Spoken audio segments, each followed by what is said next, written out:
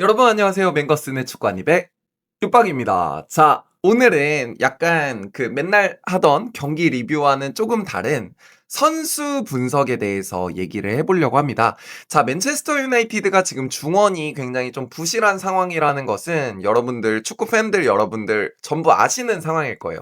저도 맨유 경기를 보면서 굉장히 아쉬움을 많이 느꼈던 부분인데, 바로 그런 카세미루 선수의 이제 장기적인 대체자이자 현 시점 맨유 중원의 힘이 될 수 있는 선수들을 한번 쭉 리뷰를 해보도록 하겠습니다. 오늘은 그 첫 번째 장으로 엘리엇 앤더슨을 리뷰를 해보겠습니다. 자, 먼저 선수 프로필과 커리어입니다. 엘리엇 앤더슨은 2002년생이죠. 제가 93년생이니까 저보다도 거의 한 9살이 어린 그런 선수입니다. 그리고 잉글랜드 국가대표팀으로도 데뷔를 한 잉글랜드 국적의 중앙 미드필더이고요. 뉴캐슬 유나이티드에서 유스 시절부터 2024년까지 선수 생활을 하고 24년에 노팅엄 포레스트로 이적을 해서 지금까지 뛰고 있습니다. 성인 경기 데뷔는 21년 1월에 FA컵에서 데뷔를 했고요. 24년 여름에 35M에 이제 노팅엄으로 이적을 했는데 한화로는 약 600억 원 정도 가격에 이적을 했다고 보시면 되겠습니다. 요 이적은 사실 저는 뉴캐슬에서 뛰던 엘리엇 앤더슨의 그런 모습을 기억을 많이 하고 있어서 요 선수를 뉴캐슬이 파나? 라고 생각을 했는데 이 이적은 1군으로 이제 붙박이로 뛰면서 성장하고 싶은 선수와 그 다음에 PSR, 재정적 건전성을 맞춰야 하는 뉴캐슬 팀의 니즈가 맞물린 이적이라고 보시면 되겠습니다.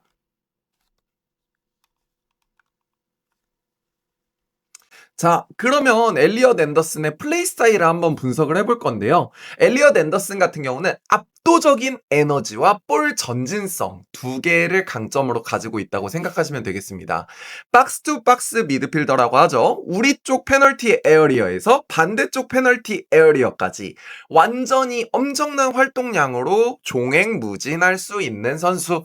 그런 빡투박의 정석이라고 할 수 있고 이 보여주는 활동량이 진짜 엄청나요. 저는 그래서 약간 전성기 박지성 형님을 보는 것 같은 느낌을 좀 받았습니다.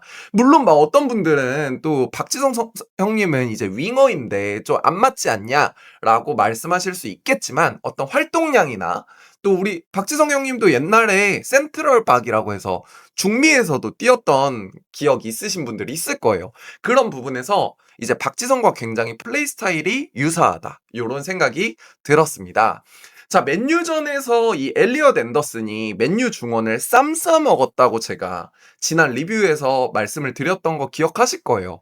굉장히 강력한 피지컬로 선수들과의 경합을 두려워하지 않고 그 다음에 볼을 달고 전진하는 능력이 되게 인상적이었습니다. 그리고 실제로 이 경기가 끝나고 많은 맨유 팬들이 엘리엇 앤더슨을 카세미루의 짝으로, 카세미루의 대체자로 영입을 해야 된다. 자, 편집 점. 자, 근데 이 엘리엇 앤더슨이 조금 아쉬운 점이 있다면 바로 약간의 그런 투박함과 기복이 있다는 점은 조금 아쉽습니다. 우당탕탕하는 그런 느낌 있잖아요. 막 부드럽고 예쁘게 볼을 차는 선수라고 할 수는 없을 것 같아요.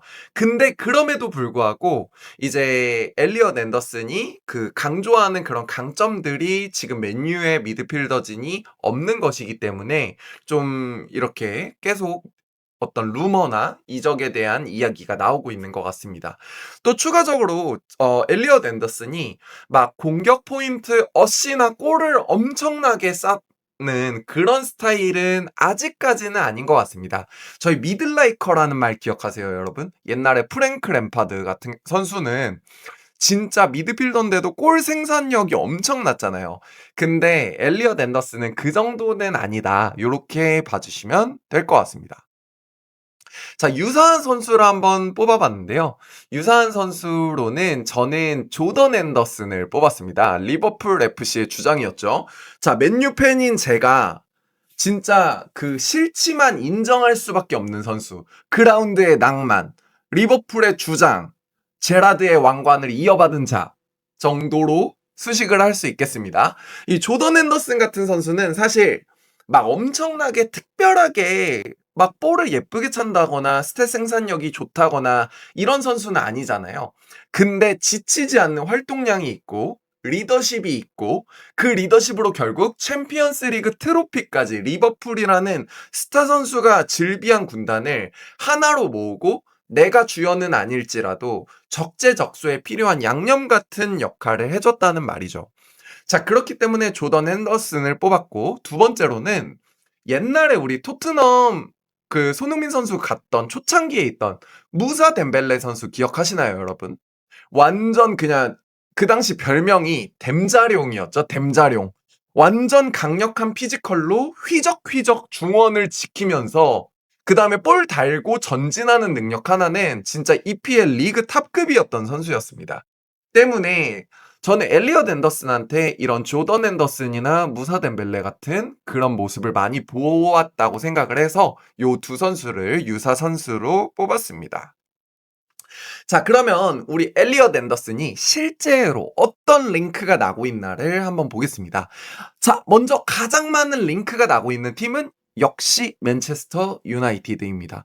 자, 노팅엄전 이후에 맨유 팬들 사이에서 폭발적으로 이 엘리엇 앤더슨을 영입해야 된다. 이런 말들이 굉장히 많이 늘어나고 있어요. 그리고 ESPN 같은 경우도 실제로 맨유가 1월 이적 시장에서 영입할 가능성이 가장 높은 선수로 바로 이 선수를 뽑았습니다.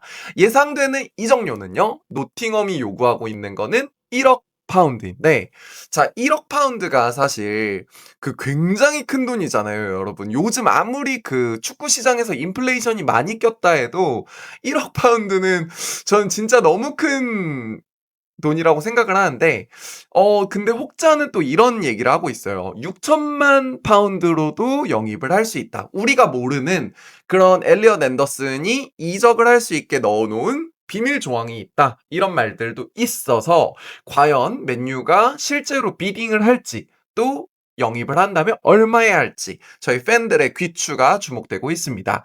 자, 그래서 노팅엄과의 계약은 현재는 29년까지 되어 있어요. 사실 아직 많이 남았습니다, 여러분. 지금 25년 11월이니까 거의 한 3-4년이 남았기 때문에 지금 당장 1월에 영입을 하지 않을 가능성도 꽤 크다는 점을 염두에 두셔야 될 것 같고요. 자, 맹거슨의 인사이트 그리고 최종 평가를 내려보겠습니다. 자, 박지성 선수가 연상이 된다고 제가 누누이 말씀을 드렸는데요. 그래서 박지성 선수의 사진을 넣었습니다. 자, 맨유 중원에 완벽한 해답지를 줄 수 있는 옵션이라고 생각을 해요. 일단 중원에서의 기동력, 제가 말씀드리지만 삼선은 축구에 있어서 심장이다. 펌프다. 자, 중원에서 볼이 전진되지 않으면 말초신경, 손끝, 발끝에 볼줄기가 안 돕니다, 여러분. 이 중원에서의 기동력이랑 에너지를 한 번에 해결할 수 있는 게 바로 누구다? 엘리엇 앤더슨이다. 카세미루의 노련함과 앤더슨의 활동량이 더해진다면 잉글랜드 프리미어리그 안에서는 이거보다 더 나은 조합을 찾기가 어려울 것 같다라는 게 맹거슨 육박의 제 개인적인 의견입니다. 때문에 저는 무조건 영입을 해야 한다고 생각을 하고요. 어차피 제 돈이 아니기 때문에 어린 나이 그리고 잠재성이 유망한 선수 박지성의 향기가 나는 이 선수 맨유가 영입을 꼭 해야 한다고 생각을 하면서 자, 오늘 맹거슨의 축구 한입 선수 분석 1편은 이렇게 마무리하도록 하겠습니다. 감사합니다.